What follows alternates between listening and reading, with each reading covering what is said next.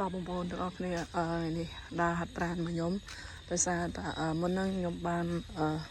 លោតដែរហើយខ្ញុំឥឡូវមានអារម្មណ៍ថាដូចចង់ឡើងគេដល់សិចមិនទេរៀងស្ពឹកដៃជើងហើយកឡូកឡើងដែរដោយសារតែមួយរយៈនេះខ្ញុំហូបគ្រឿងកំប៉ុងរៀងច្រើនឥឡូវខ្ញុំកាត់បន្ថយហើយខ្ញុំចាប់ដើមដើរហាត់ប្រាណហើយដូចជារត់ដែរនិយាយទៅខ្ញុំអត់បានមើលពីរបៀបហាត់ប្រាណអីច្រើនទេគាត់ថាខ្ញុំដឹងថាដើរយើងដើរហាត់ប្រាណអីចឹងណាបងប្អូនហើយនេះខ្ញុំកំពុងតែដើរចេញពីផ្ទះទៅខ្ញុំទៅមុខភូមិរៀងឆ្ងាយដែរដូចជា1គីឡូដីដែរអញ្ចឹងពីខ្ញុំដើរទៅ1គីឡូដីហើយខ្ញុំត្រឡប់មកវិញដូចជានិយាយទៅខ្ញុំទៅ1គីឡូដីមកវិញ1គីឡូដីវាបាន2គីឡូដែរហើយម៉ោង6កន្លះហើយចឹងខ្ញុំដើរដែរទៅជាមួយខ្ញុំទាំងអស់គ្នាឡើងគីឡូខ្លាំងមែនតើបងប្អូននៅមួយរយៈនេះដោយសារតែមានការជួបជុំច្រើនហើយអញ្ចឹងទៅឡើងគីឡូក៏ឡើងដកក្បាលពោះក៏ដកក្បាលពោះហើយនេះខ្ញុំឆ្លៀតពេលហាត់ប្រាណខ្លះអញ្ចឹងណាបងប្អូនបើយើងបដោយពេកក៏រៀងពិបាកដែរហើយនេះទេសភាពទស្សនភាពនៅផ្លូវភូមិខ្ញុំវាស្រួលដើរទេដោយសារតែគេចាក់បេតុងអីចឹងណាទៅរៀងស្រួលដើរដែរតែសំខាន់ខ្ញុំដើរខ្ញុំខ្លាចឆ្កែខំតែហ្នឹងឯងធ្វើមិនបើត្រូវតែដើរ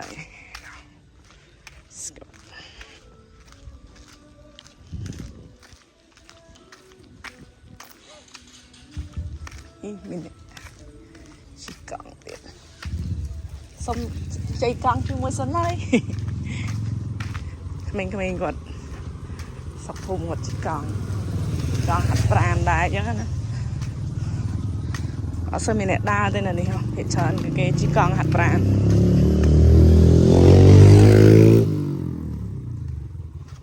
ភាគច្រើនគឺក្មេងៗចាស់គាត់ហាត់ប្រាណគាត់ជីកង់អញ្ចឹងណាហើយដូចខ្ញុំអត់មានកង់ដែរតែអត់ចង់ដើរហ្នឹងហើយបងប្អូនទាំងអស់គ្នាថ្ងៃនេះខ្ញុំដើរហាត់ប្រាណខ្ញុំដើរពីផ្ទះមកដល់ផ្លូវមុខភូមិដូចជារៀងយូរដែរខ្ញុំដើរមកហើយផ្លូវស្រួលដែរទេខ្ញុំមកដូចជាម៉ោង6កន្លះឥឡូវម៉ោង7ហើយ7យប់ខ្ញុំដើរមកហើយមុនហ្នឹងខ្ញុំក៏បានហាត់ប្រាណនៅផ្ទះខ្លះដែរដោយសារតែខ្ញុំអត់បានថតណាហើយអញ្ចឹងខ្ញុំដើរមកឥឡូវខ្ញុំរៀបចំដើរត្រឡប់ទៅវិញតែសម្រាប់បន្តិចសិនដោយសាររៀងចុកជើងដែរខ្ញុំអត់ដែរដើរទេលើកទី1ហើយមែនតើបងប្អូនខ្ញុំឡើងគីឡូខ្លាំងខ្ញុំឡើងខ្លាំងមែនតើពេលអញ្ចឹងចង់ហាត់ប្រាណហើយណាមួយដោយសារតែរវល់ការងារច្រើនបងប្អូនហើយនេះ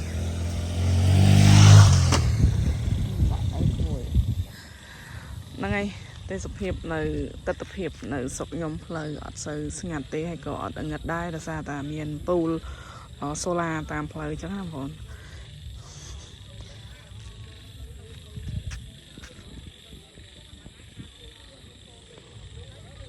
ណែបងប្អូនឥឡូវខ្ញុំដើរត្រឡប់ទៅផ្ទះវិញហើយមិនមែនចិត្តទេណាឆ្ងាយដែរចូលចិត្ត1គីឡូដែរឥឡូវខ្ញុំដើរទៅវិញហើយវាភ្លឺដែរទេបងប្អូនខ្ញុំ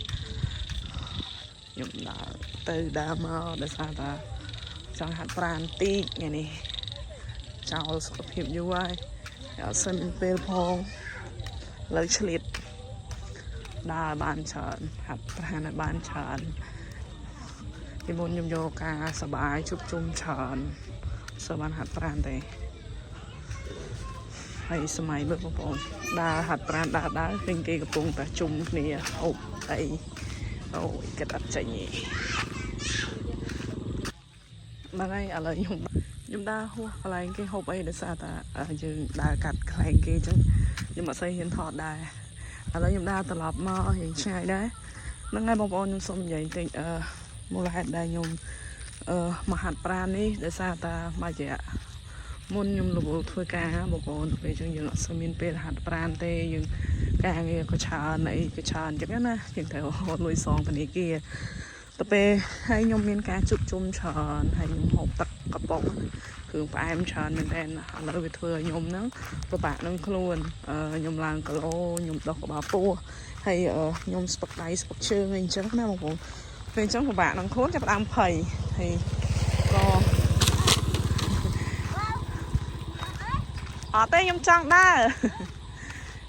สมัยจะทาหัดปราณนะบางคน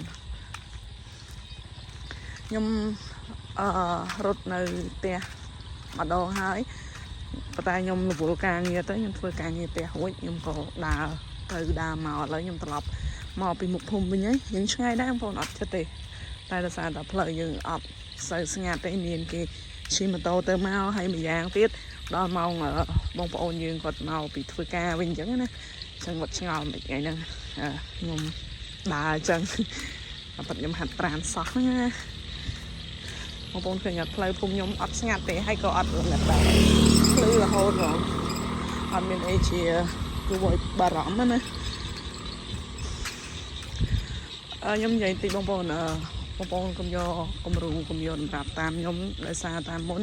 ខ្ញុំធ្វើការពីរកន្លែងខ្ញុំធ្វើការផងហើយខ្ញុំជាអ្នកខាងភ្លេងណាបងប្អូនពេលចឹងខ្ញុំធ្វើការផងឯផងខ្ញុំអត់ល្ងុយខ្ញុំហូបគ្រឿងកំប៉ុងកុំឲ្យយើងល្ងុយគេណាពីព្រោះពេលយប់យើងត្រូវអត់ល្ងុយខាងសិល្បៈហើយអញ្ចឹងពេលផឹកយើងក៏ញ៉ាំគ្រឿងកំប៉ុងកុំឲ្យល្ងុយទៅ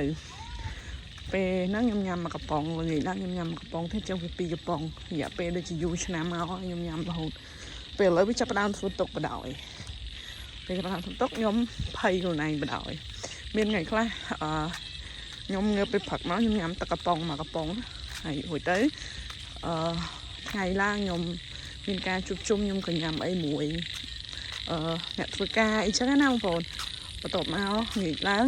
ញ៉ាំទៀតរៀងស្វឹងយើងត្រូវការប្រសាបគ្រឿងស្វឹងយើងក៏ដាក់គ្រឿងកំប៉ុងទៀតមួយថ្ងៃ3ទៅ4កំប៉ុងក៏មានដែរចឹងវាអត់ល្អហើយវាពិបាកមែនទែនហើយឥឡូវនេះខ្ញុំកំពុងតែពិបាកក្នុងខ្លួនដោយសារថាពិបាកបងប្អូននិយាយទៅពិបាកមែនទែនអញ្ចឹងយល់ល្អកាត់បន្ថយគ្រឿងកំប៉ុងហើយឥឡូវខ្ញុំក៏ចាប់ផ្ដើមកាត់បន្ថយគ្រឿងកំប៉ុងដូចគ្នាដែរហើយខ្ញុំនិយាយនេះក៏មិនអួតថាខ្ញុំអ្នកអីគេអ្នកមានហើយអ្នកអីគេចង់ឲ្យបងប្អូនអីញ៉ាំគ្រឿងកំប៉ុងអត់ទេមានតែបងប្អូនថាកុំញ៉ាំគ្រឿងកំប៉ុងដូចខ្ញុំស្ដាយក្រោយមែនតើហើយខ្ញុំទើបចាប់ដើមស្រឡាញ់សុខភាពខ្លួនឯងនិយាយមែនអូយយើងហត់ដែរដោយសារតែអត់ដែរដើរហើយយើងដើរបដានិយាយបដាបងប្អូន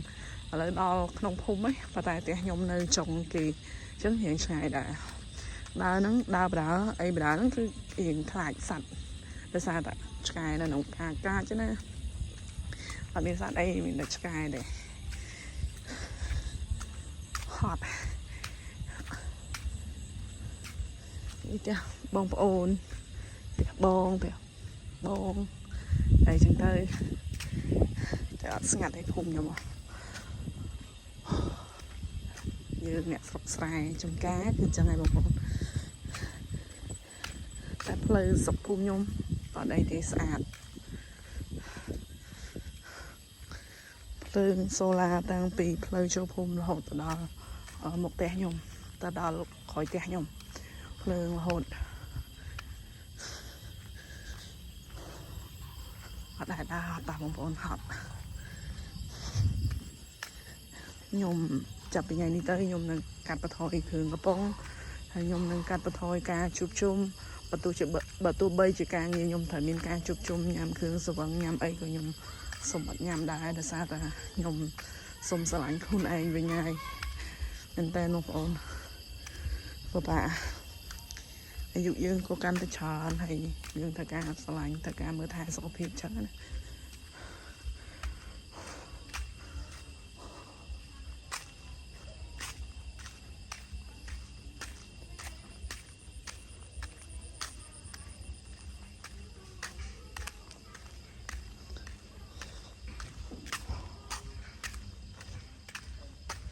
ឥឡូវនេះខ្ញុំដើរមកដល់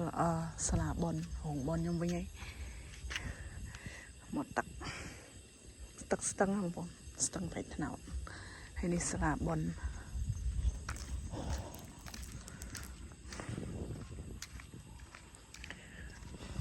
ខ្ញុំដើរទៅដល់ផ្ទះខ្ញុំហើយខ្ញុំនឹងព្យាយាមយកពេលតនេះ ហាត់ប្រាណឲ្យបានច្រើន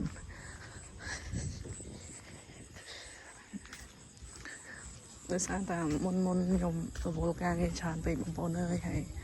អត់សូវជឿគេថាអូថែសុខភាពទៅអីអញ្ចឹងទៅពេលដល់មកខ្លួនឯងរៀងឈឺចាប់ផ្ដើមស្រឡាញ់សុខភាពក៏ទៅមែនដូចពាក្យចាស់គេថាណាគោបាត់ទើបធ្វើលបងអត់ខុសទេបងប្អូនអើយ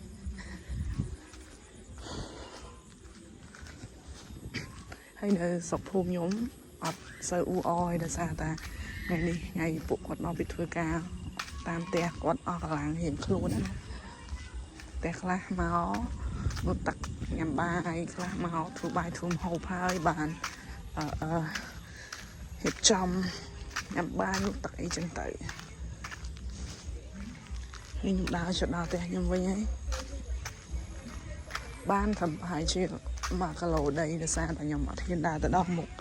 នៅនឹងមុននឹងឃើញមានក្មេងៗអីដែរ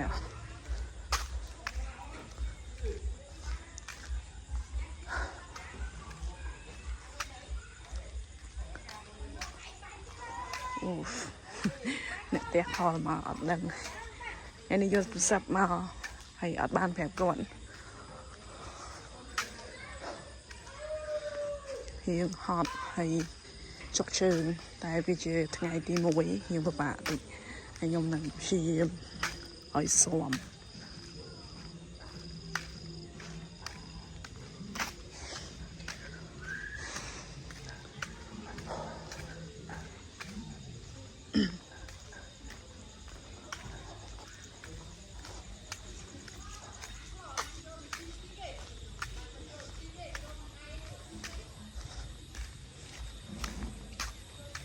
នោះបងប្អូនឃើញអត់